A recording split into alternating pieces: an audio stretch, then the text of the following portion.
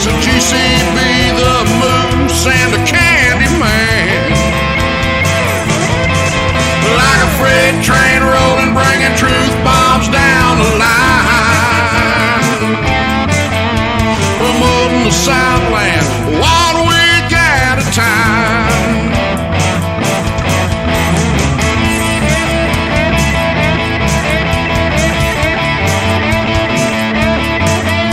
Promoting the Southland 1 week at a time.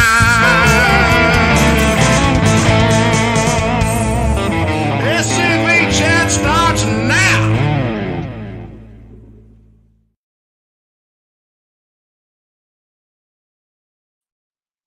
Well, while Moose is combing his beard behind the stage, I guess we can go ahead and get started. As normal, the views and the views and opinions expressed to this broadcast are not necessarily those of the SCV, its GEC, any division, brigades, camps, or other subsidiaries, strictly those of us who are expressing them. Princess, you ready to go yet? Hey, Princess. You told me we're... Well, while we're waiting on Princess to get ready, how's everybody doing this evening? Hope everybody is having a great week. We are here in SCV Chatland, just scrolling through, seeing who all we've got. We got Robert Corbin in, Ron Rogers, Elliot Jackson, Carl Jones, Faversham to you, Donald Gaines from my camp, Rankin Gray's Camp 2278, David Pope, how are you? Kim, John, Frank, Rusty, Tony Griffith, Jason, how are you? Ryan, Dr. Sandy Mitchum, Gerald Nelson, Rich Garcia, and Jason Boshears. It is magical to view that, view Moose primping. You told me, Faversham, everybody, you told me that we were going to play our April Confederate Heritage Month video like we've been doing the whole month of April. And then all of a sudden, we will at some point in this episode, but not right now. We're going to save that because we have a very special way we're going to do this episode.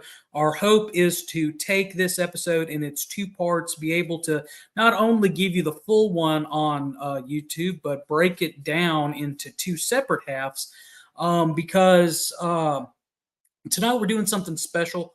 We're giving our point of views as a millennial and as a member of Gen Z. I won't call him what he hates to be called, but why Southern culture, why the preservation of Southern culture is important, but also why the celebration of Confederate heritage is important.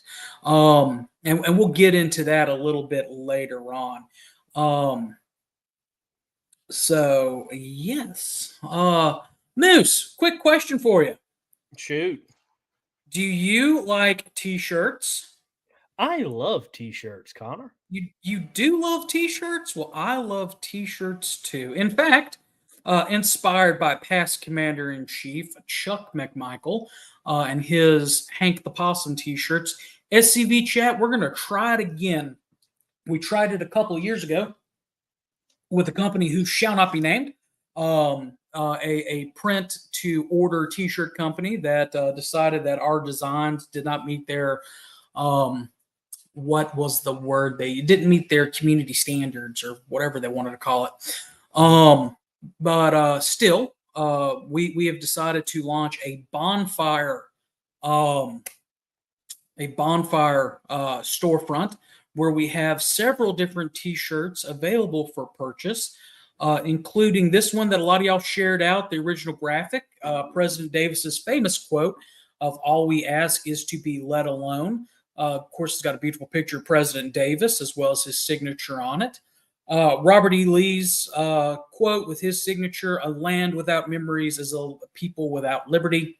Patrick Claiborne's, and this one is available for green. I know we missed St. Patrick's Day for this year, but you can get it for next year.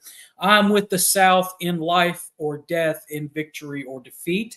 Nathan Bedford Forrest quote, "Attack in all directions." That one's available in Tennessee Orange. Of course, you can't have a signature line of Southern quotes without Robert E. Lee's "Duty is the sublimest word in the language. You can never do more than your duty. You shall never wish to do less." Thomas Jefferson, who said, "A true patriot will defend his country from its government." Happy Tax Day, by the way.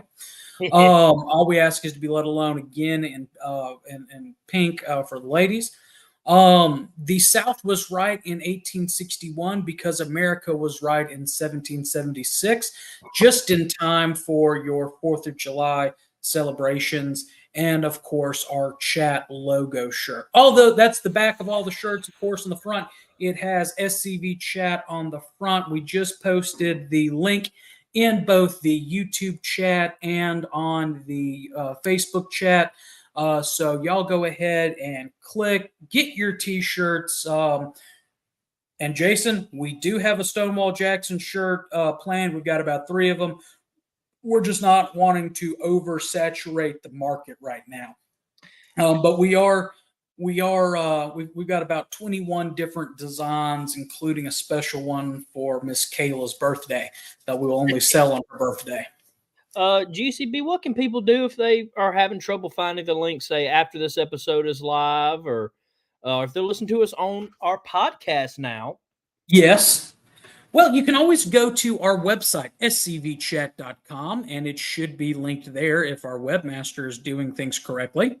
Yes, it is under the Support Us page. And while you're there, you can also check out our link to Patreon to support us monthly to make sure we don't go off the air. Right. That and of course, anything you buy, whether it's a t-shirt or a Patreon membership, is supporting SCV Chat. Our Patreon is, of course, live. Now, it provides you a special chance and a special place to communicate and help support our mission here on chat.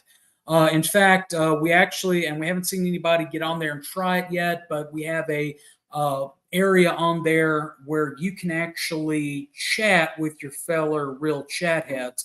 Also, after 3 months, only those that are on the Patreon get a special personalized real chat head sticker. It's the only place you can get those stickers is going to be there. So right now, with the exception of one of our StreamYard, which allows us to simulcast to Facebook and to YouTube at the same time, everything else comes out of our pockets. I did the math earlier today, and in the past 4 years, it's been we could have bought an advertisement in a certain newspaper for how much we've spent on this. But it is. It's a lot of money. I didn't realize it. Yeah. When you start adding up national reunions for 3 people, buying new equipment, traveling to the different places that we've been able to travel to, it's a labor of love, but you guys can help us out if you so feel inclined. Anyway, so we've paid the bills with that.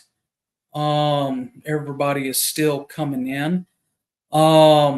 Really quickly. Hey, I have a question for you, Moose. Go into banners and get ready to pull up because I'm going to pull up the picture, okay? All right, 1 second. What'd you do?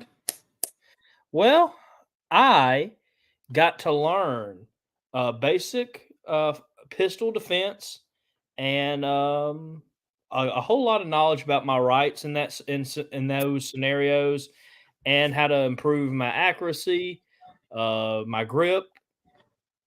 I learned a lot of great things this weekend from our friend Carl Jones, also known as the Army of Tennessee Councilman. And last week we started doing this, and this week we're going to continue on with our Veteran of the Week. This week's veteran is Private William G. Smith of Company H, 51st Georgia Infantry. He is the ancestor of AOT Councilman Carl Jones.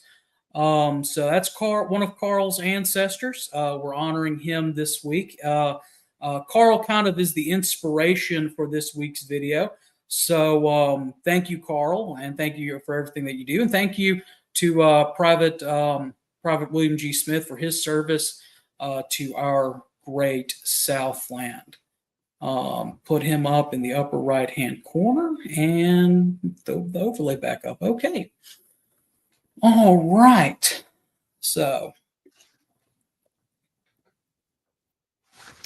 Wait. and I, and a wait before we do this, a happy late birthday to the legend himself, Paul Grambling Jr., past commander in chief. His birthday was this past Thursday. He and didn't.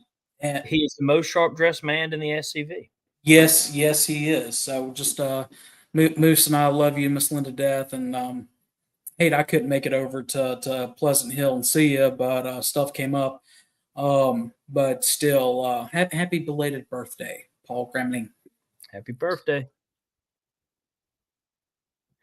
They do you have I do have a video of Moose at the firing line. He did not embarrass himself terribly, considering that I had not shot a pistol since I was 12. I think I did phenomenal. Honestly, I thought it was going to be way worse. I was full ready to send Carl an apology. Well, I immediately called Carl Saturday after the class was over, and I'm like, "Tell me honestly, did Moose sweep the line?" And he said, "No, Moose actually did a very good job. He didn't, he kept the muzzle down range, and actually was pretty accurate on his shooting. So we'll have to go out. Well, Thursday, Friday, one day last week. It was one of them. So hey, man, happy late birthday. Anyway. Oh no, we love you, Paul. Thank you, Commander Thompson.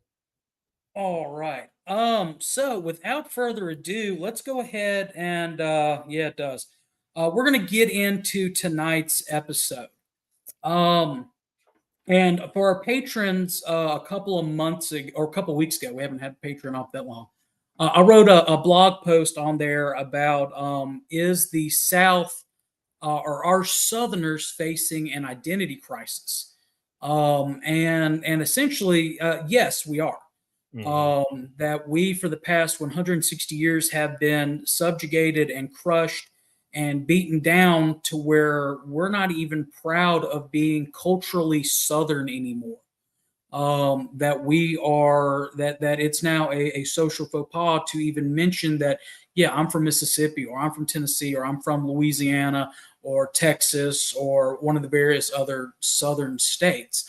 Our culture is treated second class. Our citizenry is treated second class. Again, my views and opinions. And that's something that we collectively as a people need to stop. I really see it in my generation. My generation is really and it's in Harrison's generation too.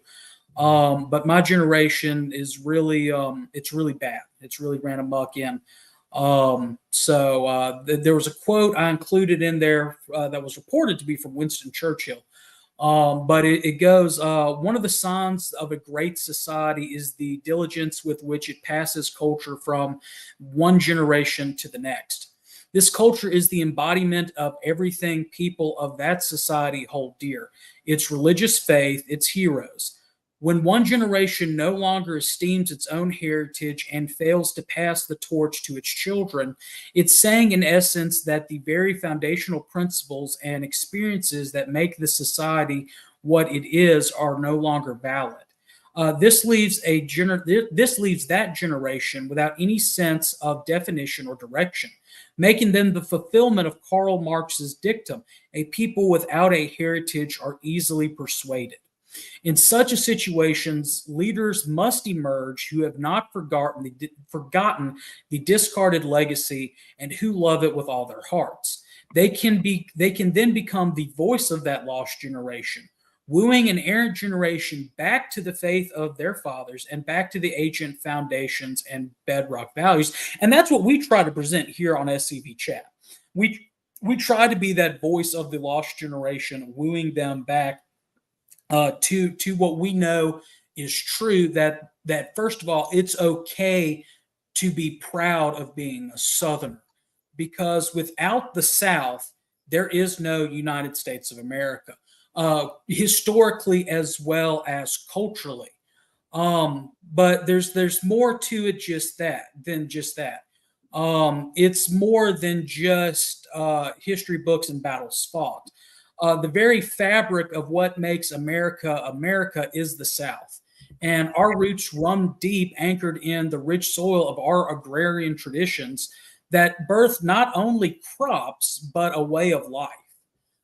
We in the South, we're the inheritors of Jefferson's vision, where independence and where self-reliance isn't just a virtue, but it's a way of life. And from our small towns to our bustling cities, we've cultivated values of hard work, resilience, and community spirit.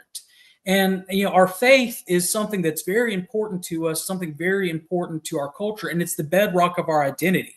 From the hymns that echo through our churches to the prayers that are whispered over Sunday supper, our religious values permeate every aspect of Southern life, guiding us through the trials and triumphs that we face. And it's not just about the serious stuff. Our culture that has spread throughout the United States, it's sung with, it sings with the tune or the twang of a banjo, or the soulful melodies of the Delta blues, or the rich foot-stomping rhythms of Southern rock. Our literature, from Faulkner to Welty, paints a vivid portrait of Southern life, while our cuisine tantalizes the taste buds with a spicy kick of Cajun gumbo or the comforting warmth of peach, or if you like me, and peaches are not that great, pecan or whatever pie or cobbler that you have that your grandmother made. So when people ask why Southern culture matters, we say it's because it's the heart and soul of America.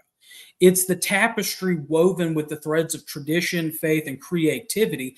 And as Southerners, it's our privilege to carry that legacy forward with pride. And as mentioned earlier, America would not be America without, where we are, or we would not be America without, Southern leaders in various aspects of life. For example, let's look at that founding generation. Let's think back to what we talked about last season and those heroes of our heroes, that founding generation of Southerners and their impact on America's colonial era and our founding.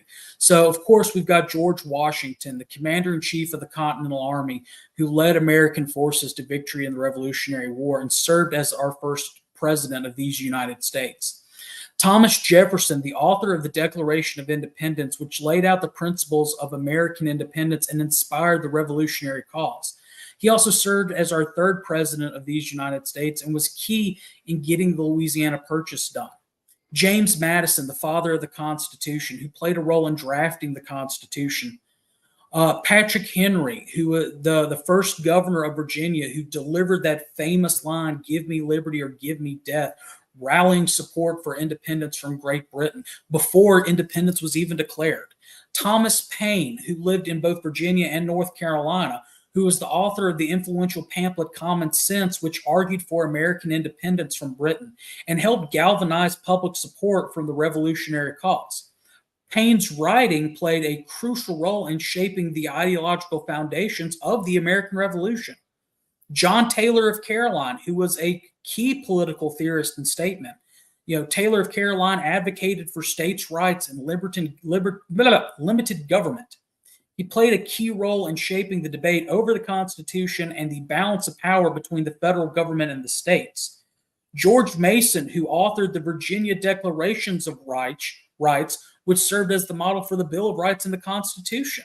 He was also a key role in drafting Virginia's Constitution and a leading advocate for individual liberties and constitutional limits on government. John Rutledge, who was a delegate to the Continental Convention and a signer of the Constitution, and played a significant role in the new nation's legal and political framework. Francis Marion, the Swamp Fox, the skilled guerrilla who, with his band, led the successful irregular warfare campaign against the British in the Carolinas during the Revolution and helped disrupt British supply lines and weakened their hold in the southern colonies, which eventually led to Cornwallis' surrender at Yorktown. And John Paul Jones, the naval hero of the American Revolution, who after he had to flee Britain, settled in Virginia. our legacy from our founders, there would be no United States if it weren't for those men and many other men from the South like them. But it's more than just the initial gentleman who went for, or declared liberty. But think about the next generation after them, the frontiersmen who pushed the expansion westward. Men like Daniel Boone, Davy Crockett, Jim Bowie, etc. And then you think in the postbellum years, the multitude of Southern military heroes that we've had, men like Alvin York in World War I, who through his actions at the Meuse-Argonne offensive, single-handedly captured a large number of German soldiers and won the Congressional Medal of Honor. Major General John Lejeune of Louisiana. He commanded the 2nd Infantry Division during World War I and played a key role in the Battle of Belleau Wood. Lejeune later served as Commandant of the Marine Corps and was instrumental in shaping the modern Marine Corps. Hal Moore from Kentucky. Hal Moore commanded the 1st Battalion, 7th Cavalry during Vietnam, during the first major engagement in Vietnam. If you've ever seen the movie We Were Soldiers with Mel Gibson, it's based off of his book and based off his life. But his leadership and tactical skills were very instrumental in the successful defense of his unit against overwhelming forces. Excuse me for that. William Westmoreland, who was a U.S. Army general from South Carolina and a member of the SCV, he commanded troops during the early years of the Vietnam War. Eugene Sledge, if you've ever seen the TV series The Pacific, the second half or the spinoff, for lack of a better term, of Band of Brothers, Eugene Sledge was from Alabama. He was in the Marine Corps during the Pacific Theater. And he wrote his memoir, In the Old Breed at Peleliu in Okinawa, with his firsthand account of the brutality of what happened during that campaign is what served as a primary source for the Pacific. Desmond Doss, which if you've seen, not Heartbreak Ridge, Hacksaw Ridge. It's a movie about his life. Now, granted, he grew up in West Virginia, but West Virginia shouldn't be a state. That's for another episode. But he was a conscientious objector, refused to carry a rifle, was allowed to go into combat as a medic without carrying a rifle, and won the Medal of Honor for his heroic actions at the Battle of Okinawa. William C. Lee, who's the father of the U.S. Airborne, General William C. Lee, he was in charge of commanding the 101st Airborne Division, as well as creating the tactics that the Airborne used in World War II. His grandfather died as a prisoner of war in Point Lookout, or at Point Lookout, and is buried at Point Lookout. Chesty Puller, who is one of the most decorated U.S. Marines in history, served with distinction in World War II, Korea, and countless other conflicts, known for his bravery and his leadership, was from Virginia. Also a descendant of a Confederate soldier, but a Southerner. His leadership and tactical skills helped shape the Marine Corps to what it is today. And Audie Murphy of Texas, the most decorated American combat soldier of World War II. George S. Patton, from his multiple, granted he was born in California, but his multiple family members that fought in the war from Virginia, and everything that he did. I mean, heck, they made a motion picture about his life.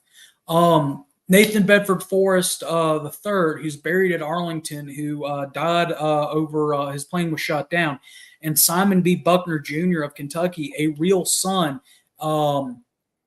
He served as lieutenant general in the U.S. Army during World War II and was the highest-ranking American officer killed in action during the war, dying at the Battle of Okinawa in 1945.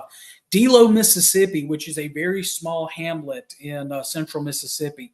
They had 46 men in the military before Pearl Harbor.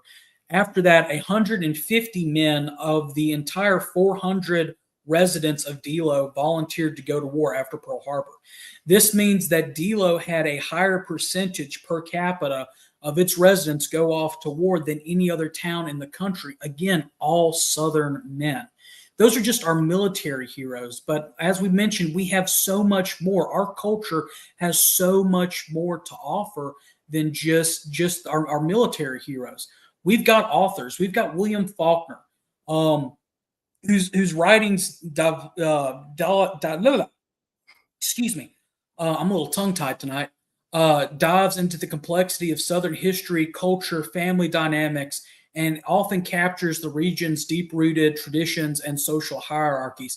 Flannery O'Connor, who was the one of the main writers in the Southern Gothic era, she explored themes of morality, religion, and other things that's based in the South.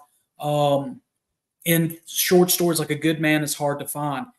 Tennessee Williams, who often depict the decay of the Southern aristocracy and the struggle for identity amidst societal constraints.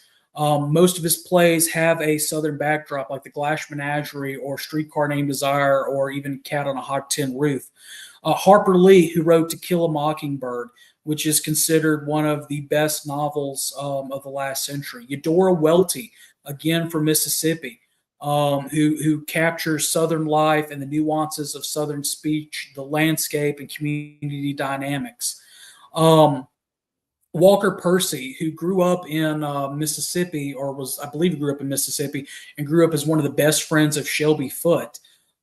His novels often explored things to do with alienation and at that time, modern Southern life, grappling with questions of identity, meaning, and redemption. Of course, if you want to go further back, look at Samuel Clemens, aka Mark Twain, and what his writings with the Adventures of Tom Sawyer and Huckleberry Finn. He pulled back to his roots growing up along the Mississippi River in the South's rural landscape. And of course, I mentioned Shelby Foote, and how can you not mention Shelby Foote when you're talking about American literature?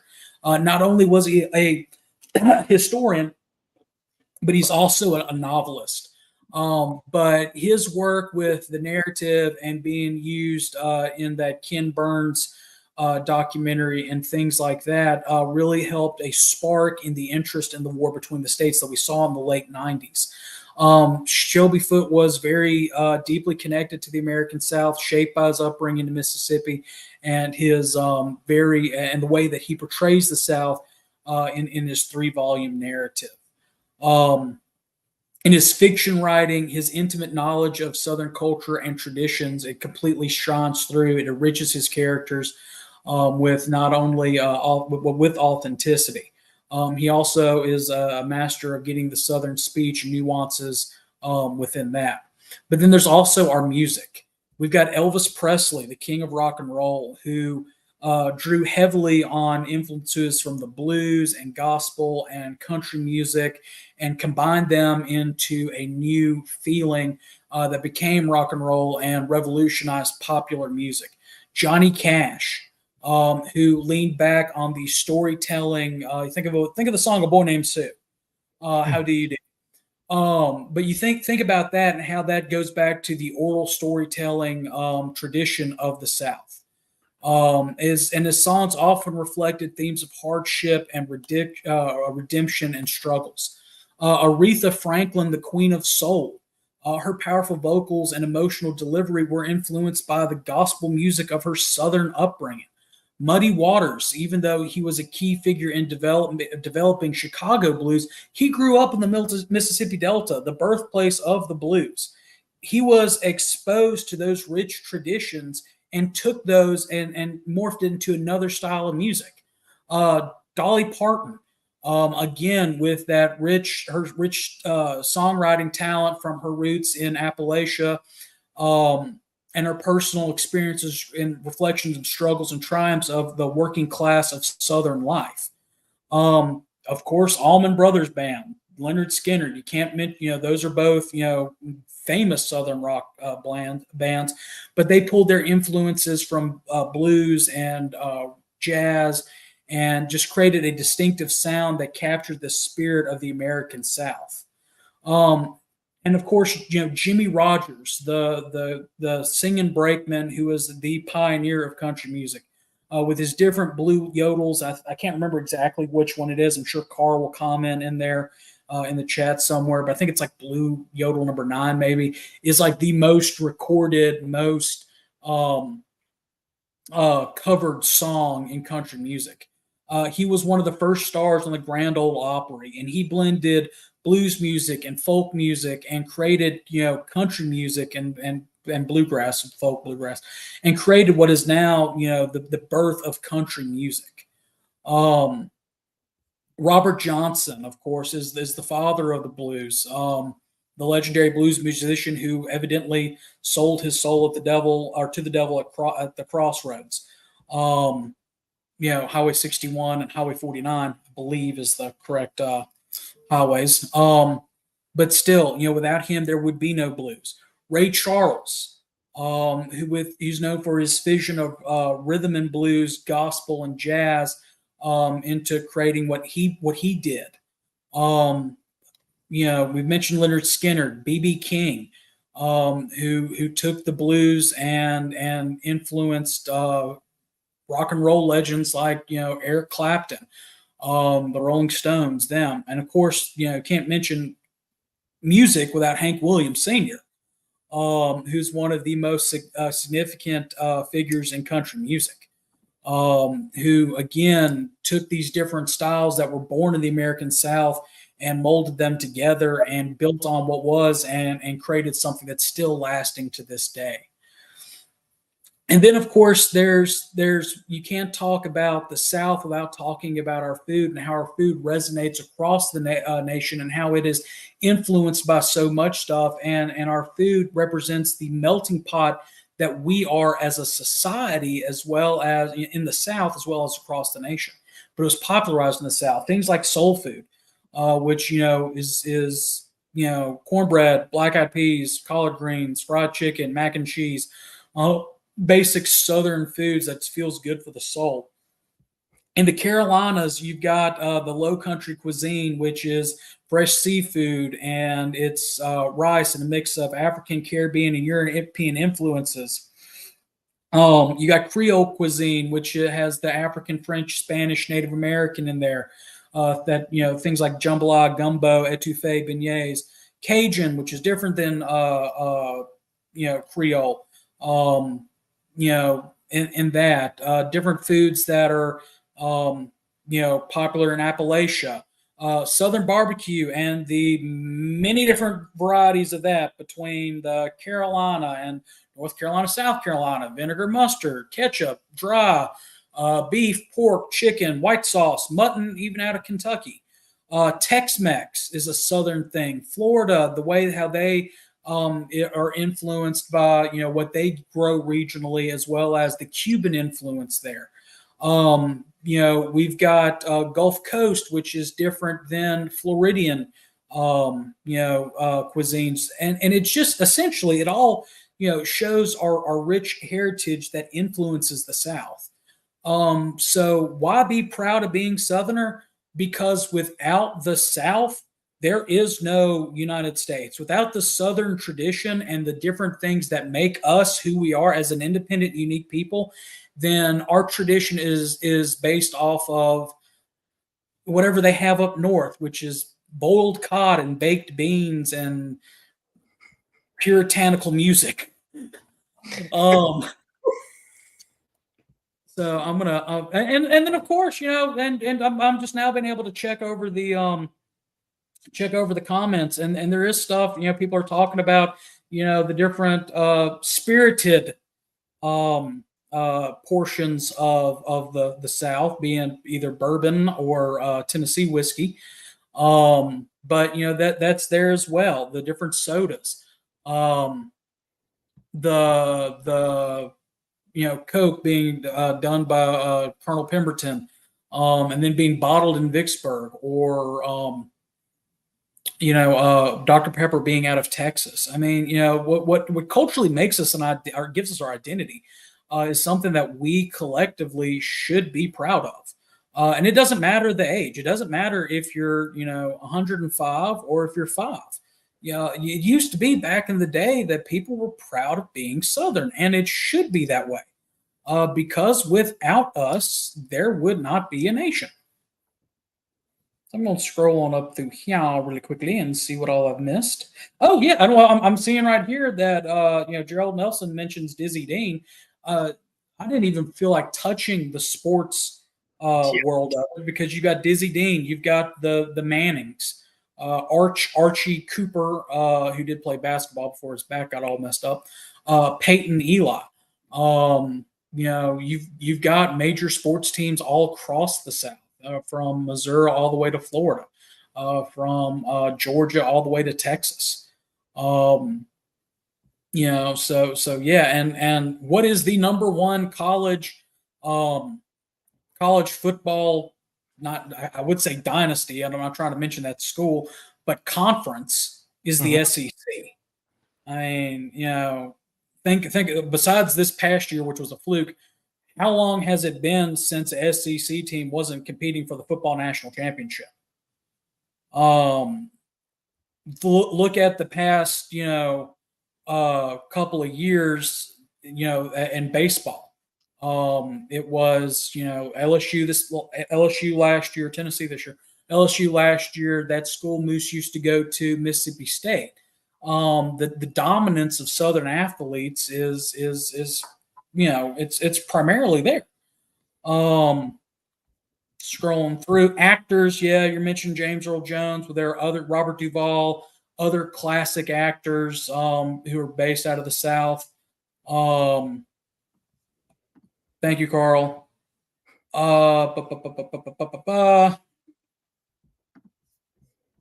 Yeah, and David, I see your comment here that you put in at 7:30 about Friedman. I wasn't going into necessarily scholarly research, but because as historians, we of course are familiar with scholarly reading and stuff like that. But as far as people sitting down in a basic American Lit course, a lot like my entire American Lit 2 was based on Southern writers, from Faulkner to Flannery O'Connor, a little bit of Margaret Mitchell with Gone with the Wind, one of the top ranking movies of all times, based on the South.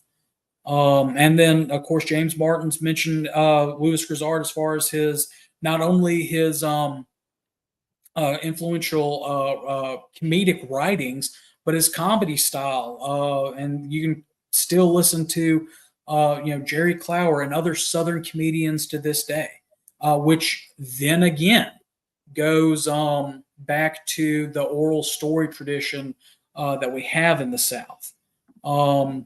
So yeah. Yeah, anything you want to mention there, Moose?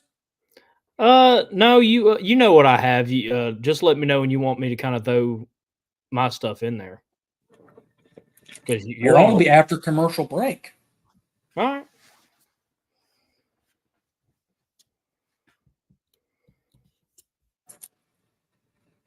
Gonna play the commercial?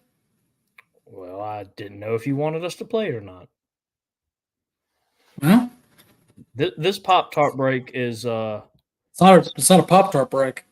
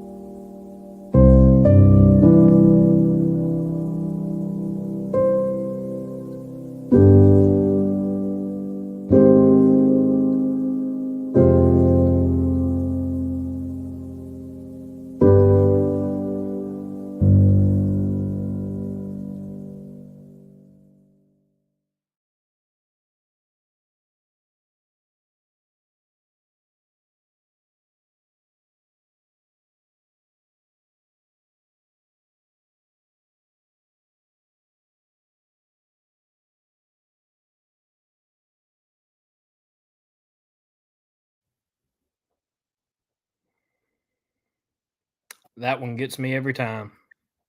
Told you we do it at some point. Yeah, yeah. Please remember while we have a bit of housekeeping to do after the commercial break, please share this episode out. Let's get to as many people as possible. And remember, you can support us by getting our t-shirts at bonfire.com /SCV chat. And if you're having trouble still finding it, you can go to scvchat.com and hit the support us tab and find 2 great ways you can support SCV chat. Yeah. So the whole premise for the first half of that was before I let Moose jump into what he wants to say. We have people that are especially in our generations that are ashamed of being Southern.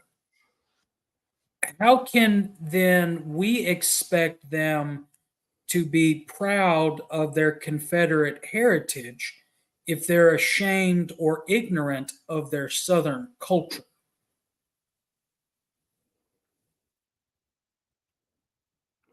There's not a single way you can.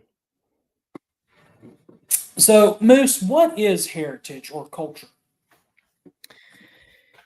Heritage is something that is handed down from the past as a tradition, a national heritage of honor, pride, and courage, something that comes or belongs to one by reason of birth. And that So, is the official definition. you did a little bit of research on, especially from our less tolerant friends out there in the academic world about why culture and heritage is important. And what did you find? I found a surprisingly well written paper from the University of Chicago explaining the importance of heritage.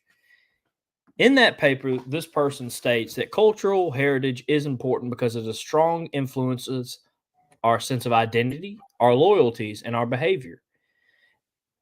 Institutions that protect and preserve these said heritages have a responsibility to do so. And it goes on and on. And I mean, it's a very pro heritage article from people that I was not expecting to get this from, and that's why I've kept it for this episode. You know, they talk about how it affects our self identity, our relationships with others, our development in social groups, and how it affects our everyday behavior. And I couldn't agree more with the University of California for once. And it's very funny to me that they talk about this while going out trying their best to destroy heritage. Well, for them, it's they're okay with everybody else's heritage. They're okay with every what makes everybody else unique, as long as you fit into their narrative, and as long as it's something that they can proudly as long as they can use it to their advantage. I'll put it like that. Yeah, and it's they use it and twist it to their own advantage. And even like you go down further in this paper, this person doubles down on it when they say it is the mission of archives, libraries, museums, and other what they're calling memory institutes to support the sharing of the understanding of history and heritage to the population. Therefore, the leaders and staffs of these institutes have a professional obligation to this, to honoring their heritage. But I go to the same person who wrote this and said, I'm a member of the Sons of Confederate Veterans, and one of my missions is to honor and protect Southern heritage. I bet they have a very different outcome all of a sudden.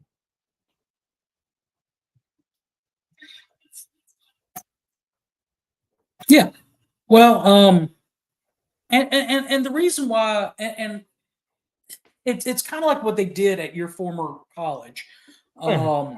You know, with the very first step, the contextualization marker that they put out before they moved the monument to the cemetery. Um, you know, that's their idea of well, yeah, but we need to use it to tell our story. Is kind of why they think, at least when it comes to us, why it's important for in for those people, as Robert E. Lee would have called them, to preserve any type of Confederate heritage out there. Um, so for me, why it's important to remember our Confederate heritage, there's several reasons. But you know, the first is, as you kind of mentioned, is the our historical collective historical identity. You know, it's now granted Southern history is more than just 1861 to 1865. It's 1607 to present.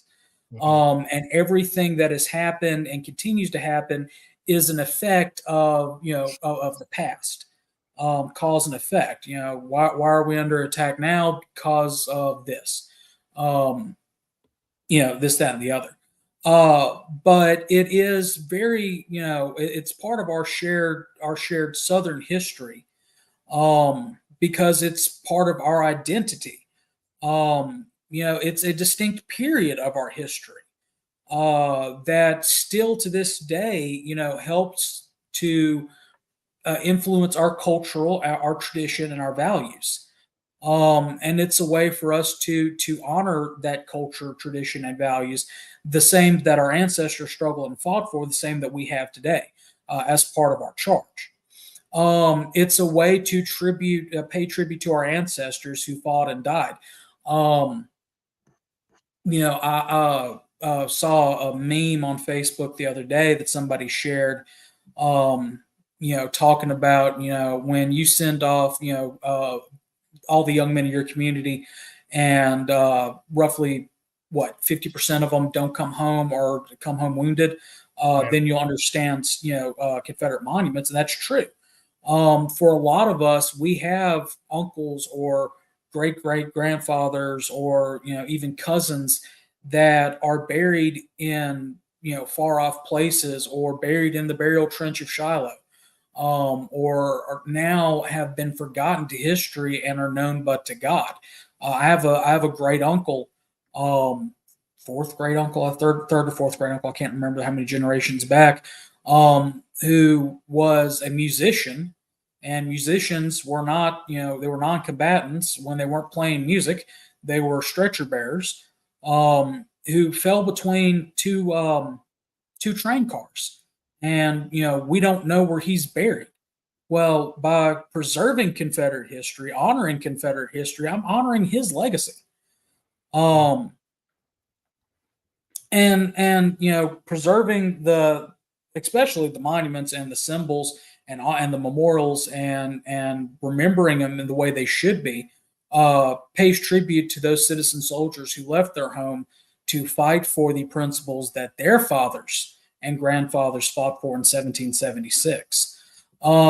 Even to this day, with you know, the next point is, it's a way for us to remember the real founding principles of this nation, which, you know, if you want to get into a political spectrum, is the idea of local government versus local state government, rather, versus the overreaching federal authority. You know, today's tax day.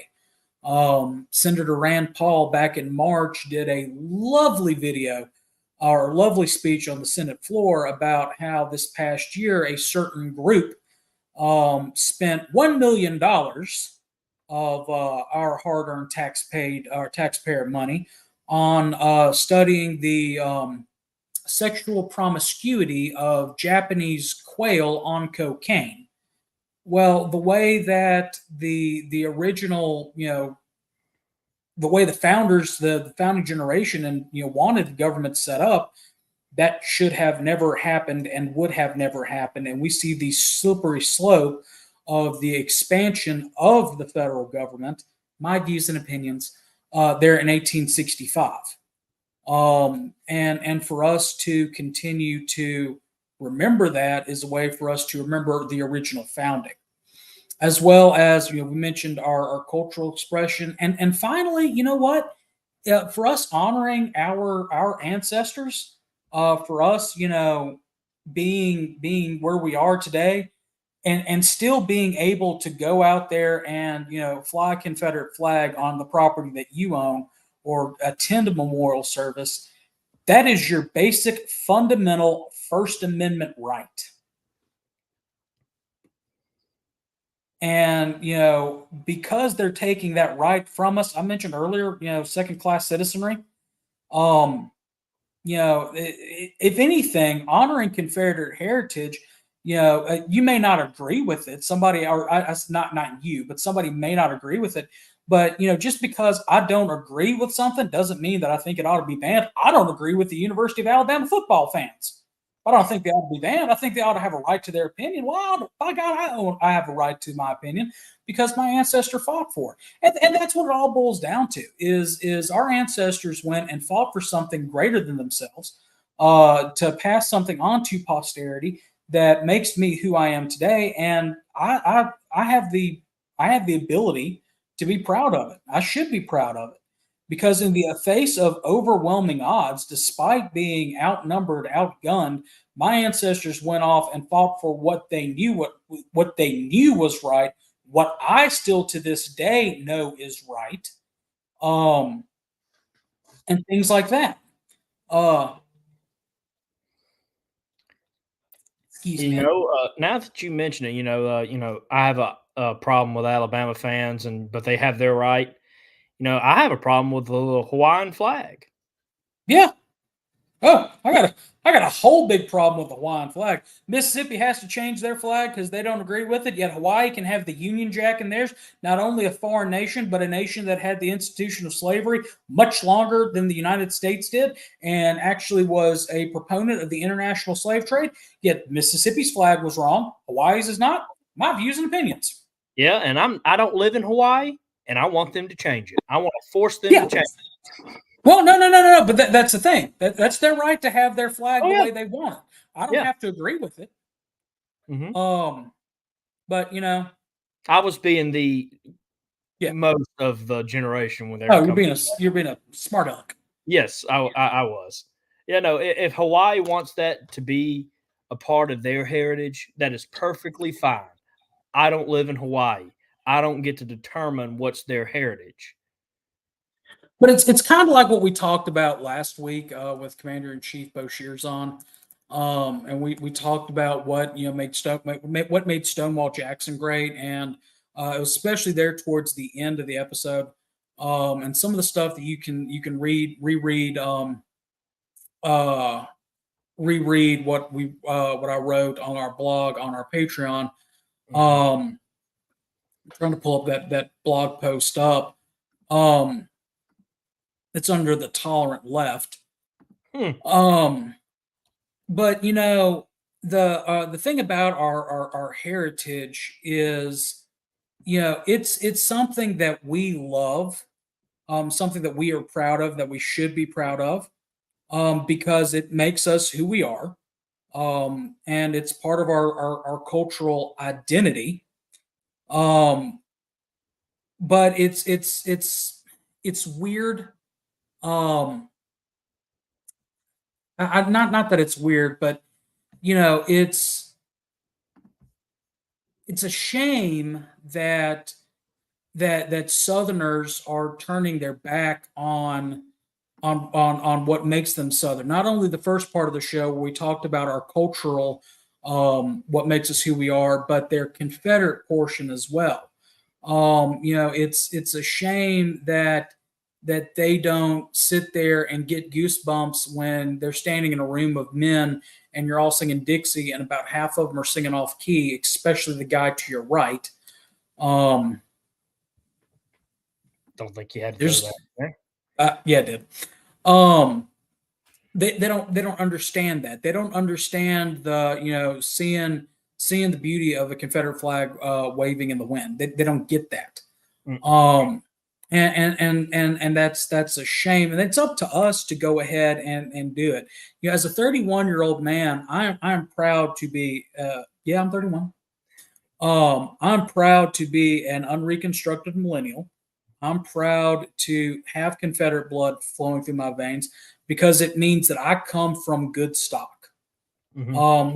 We talked about food earlier, but I come from men who share the same values that I share to this day. That there's something worth fighting and dying for. There's some things in life that you have to take a stand for, and no matter what the odds are, you stand up and Mhm. be counted. And that's what the Confederacy is kind of represented to me.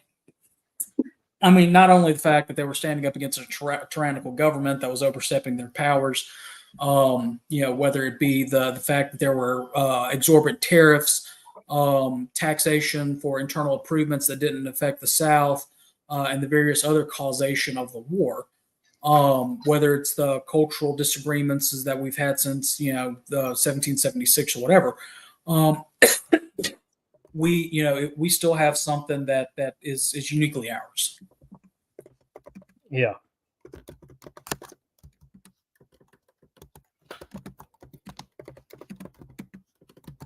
What are you Sorry. typing, Moose?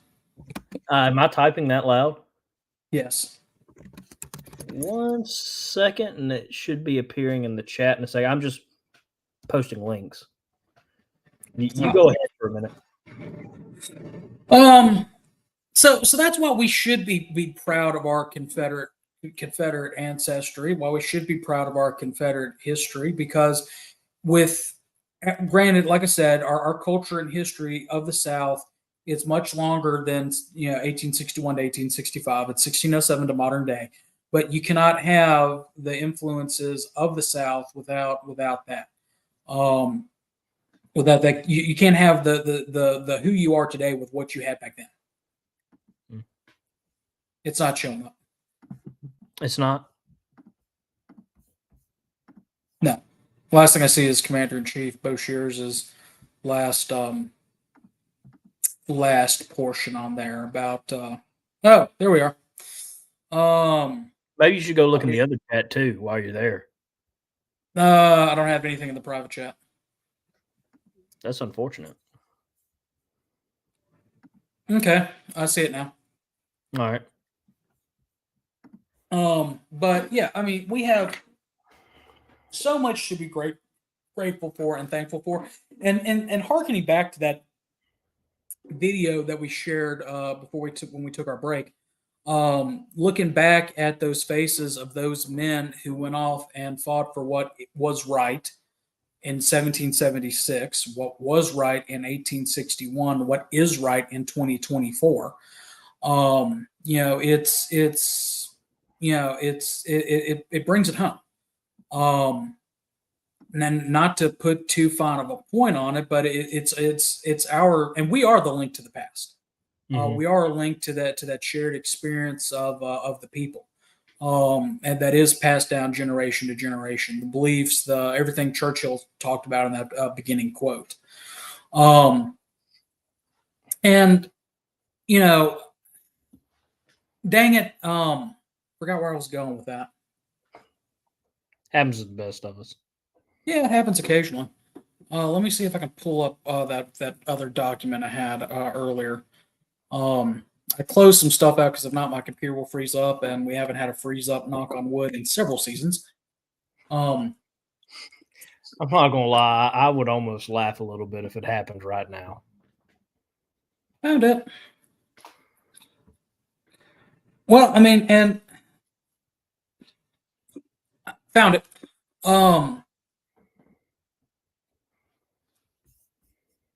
I mean, and from 1861 to 1865, the South sent her best and brightest off to war. And they were husbands, sons, fathers, sons, husbands, fathers, sons, and brothers. And they were ordinary men who found themselves in extraordinary circumstances. And with valor in their heart and determination in their eyes, they marched onward. And they were led by visionary men like Robert E. Lee, Stonewall Jackson, Nathan Bedford Forrest, the various other officers of the Confederacy, but as well as President Davis. And in the annals of American history, there's no other group like it out there. And from the lush fields of Virginia to the sun-drenched plains of Texas and across the world's vast ocean, the Confederate serviceman, for lack of a better term, our Army, Navy, and Marine, they fought fearlessly. They charged fearlessly into the fray, and outnumbered, as we've mentioned, and outgunned. They still fought with a tenacity born of their convictions. And that conviction was that their noble Southland, their rich heritage that they inherited and passed on to us, and their traditions were worth fighting and dying for, and worth passing on. And as General Lee said in this charge, he doesn't say it in the charge portion of the charge, but he says it earlier on in the speech, and I love it. Theirs was the martyr's devotion without the martyr's hope.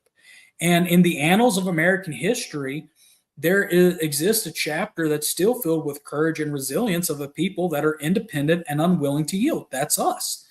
That is the story of the Southern people, who are fiercely loyal to their lands, their values, their families, and our way of life. It is a tale of sacrifice, courage, and honor. You cannot have Southern history without, everything else. And think about what our ancestors went through when they came back, and the beginning phases of active Reconstruction began. Even though the war ended, our landscape laid shattered. Our fields were scorched. Our cities were in ruins.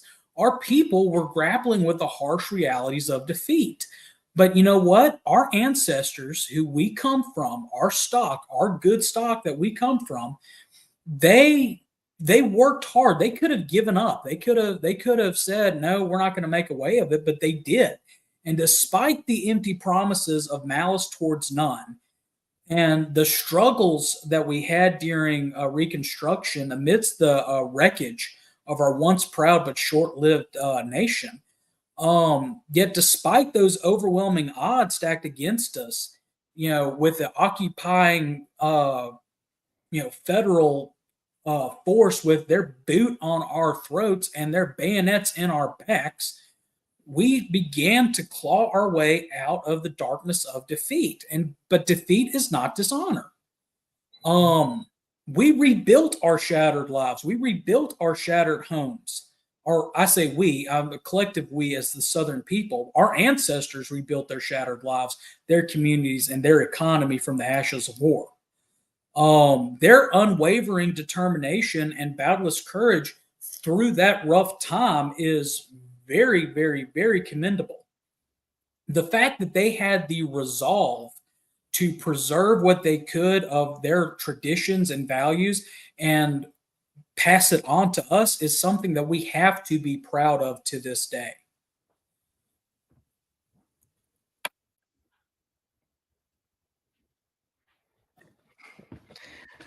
Wow. I love the episodes when he gets on a roll or someone gets on a roll, because this is the easiest episode of the week for me. I just get to sit back and enjoy myself. Get two of them. Oh, yeah, no, I got them 2 weeks in a row. I only have to talk on Thursdays now? Yeah. You really don't even have to talk on Thursday because you have a guest. No, I don't. It's been great for me. I love this arrangement. But anyway, we've been at it for about an hour, guys. We hope that you take this information, that you take some of this, especially when you're out there trying to recruit in younger members. Play on what matters, why it's important to us. Reinstill that love of being Southern, of being prideful of being Southern, being proud of being Southern. That the fact that Southern history, Southern culture, without it, there would be no American culture. There would be no American history. We would not have things, we would not have the men that have shaped this nation into what it is. And then once you get them feeling a little bit better about being from the South, then then talk to them about why it's important to be Confederate, because the men who influenced them, I say the men who influenced them, so the founding generation, then that next generation of Southerners who birthed the generation that fought in the war, who lived through Reconstruction, and then created that next generation that we've talked about of heroes and heroines who created the foods and the literature and the music and the sports and the everything else. It's all tied together. It's all tied together. It has to be tied together. I couldn't agree more. You Once and that's the final thing. It's been 160 years, or almost 160 years, since Appomattox. We posted out there General Robert E. Lee's General Order number 9 the other day, and at the very beginning of it, it says, "We not only don't only remember that we lost, but remember what was lost." Well, we have been relegated to a second-class citizenry where it's almost illegal for us to celebrate what makes us who we are, what we are. It's time for us to stand up and say, no, we're not going to let that, and be proud of who we are and where we came from. Reclaim our status. Amen. Amen. I really need to write these people and see if they'll send us free bottles of water. You get right on that, boss man. All right. Thank you, everybody, for watching. Make sure to share this episode out. Let's have a great crowd for this one. I've done my part in sharing. Now it is your job to do yours. Check out if I've shared it to a group you're already in. That's okay. Either find another group to share in, or you can share it again if they're okay with it. Ask them. And make sure to send in your camp news to scvyouth@gmail.com, and it will be featured on the upcoming episode of Look Around the Confederation. Wait. There's a graphic for that. There's a graphic for it. There's a graphic. See, graphic. Yes, and make sure you send it in by 3 p.m. Confederate Standard Time, Thursday. Daylight. We're in daylight time.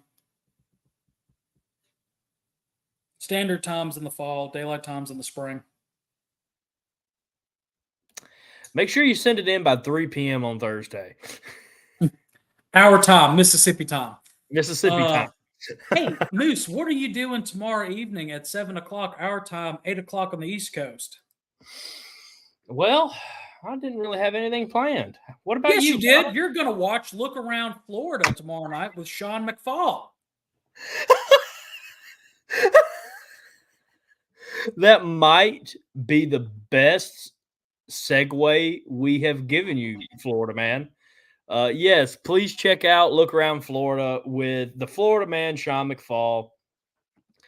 And thank you for stepping in and being able to host this past week for Commander's Comment, Sean. We really enjoy our partnership. And enjoying working with you on getting the news and stuff out.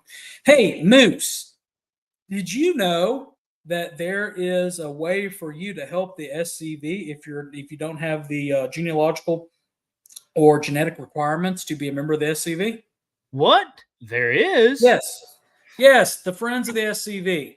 Go visit scv.org for more information. Click at the top of the page where it says Become a Friend. You do have to have a camp to sponsor you. It is open to all genders, men and women. Yeah, I just realized our views and opinion.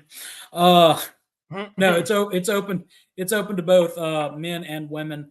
For your $45 donation, you get a membership certificate, a lapel pin, a 1-year subscription to the Confederate Veteran magazine, and you can continue on that subscription for $35 or more each year.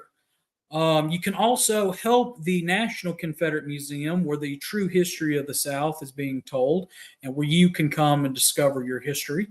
If those walls could only talk. Actually, the next one, if those walls could talk. and join the Friends of the Museum today. Various different membership levels from $25 to $1,000. All proceeds go to our museum. You do not have to be a member of the SCV to join. Email Adam Southern, Executive Director at scv.org, for more information. The application can actually be found under the forms and documents. Now, if these walls could talk, that's it. What stories would they tell? Help preserve historic Elm Springs by joining the Friends of Elm Springs. The money goes to restore the maintenance of our beloved home at our national headquarters. So definitely do that. Remember that if you would like to get a SCV Chat t-shirt, we have several different designs available right now, with more coming up, like this one from Jefferson Davis, this one from Robert E. Lee, this one from Patrick Claiborne, this one from Nathan Bedford Forrest, another one from Robert E. Lee, Thomas Jefferson. The South was right in 1861 because America was right in 1776. Get yours in time for the 4th of July and really blow some minds, see some fireworks, and then, of course, the SCV Chat logo. You can get those on Bonfire. Those links, you can visit scvchat.com and see how to support us there at Bonfire, as well as on Patreon.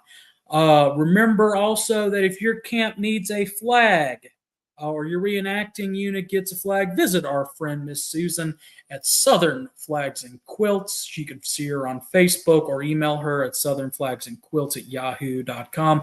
Historical authenticity at reasonable prices. Hopefully somebody will remember our official chat flag for this national reunion coming up. Also remember to register for National Reunion. Santa's not going to be the one to do that. And as we close out, what we're going to continue to do is this quote from Patrick Claiborne. Surrender means that the history of this heroic struggle will be written by the enemy, that our youth will be trained by Northern school teachers. We'll learn from Northern school books their version of the war. We'll be impressed by all the influences of history and education to regard our gallant dead as traitors and our maimed veterans as fit for diversion. Patrick Claiborne said that it is our job to make sure that Patrick Claiborne's quote does not come true. He was prophetic, but it's our job to defeat that. You got two things, Moose? Two more things. In the Douglas Southall Freeman group at 8 p.m., you'll have David Pope, his live stream and video. I believe it's Friday, David. You can correct me if I'm wrong. And also remember to tune in to Look Around the Confederation, as we will have Connor Bond on to talk about his platform for Army of Tennessee councilman. So it will be an interesting one for sure. Yeah, I definitely won't have talking points prepared for that one, nor graphics. Not at all. All right, well, thank you all for watching. In the words of the late, great Harold Philpott. Hey, wait, I got a question. Okay, go ahead. What is your identity and what's your heritage? That's a great question, Connor. I am a Christian Mississippian son of a Confederate veteran. What's yours, Connor? Yeah, pretty much the same. All right. In the late great words of Harold Philpott, remember, chatheads, no fumar in the elevator and rare frop. Yeah, no fumar, y'all. He's tired. It's been a long day. You know, he told me about a story.